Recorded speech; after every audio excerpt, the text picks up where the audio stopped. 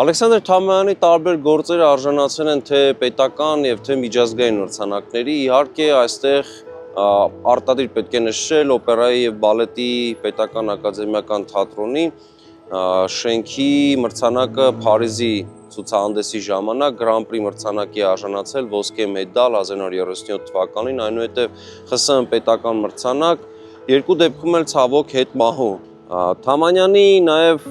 կառավարական տունը նախագծած Հանրապետության հրապարակում եւ ամբողջ հրապարակը եւս արժանացել են ԽՍՀՄ պետական մրցանակների, այս դեպքերում եւս ցավոք հետմահու։ Թամանյանը բավական այսպես վաղ է մահացել 1936 թվականին, ընդամենը փաստորեն 58-ամյա հասակում Թամանյանը հեռացել է կյանքից, բայց հասցրել է թողնել հսկայական ժառանգություն։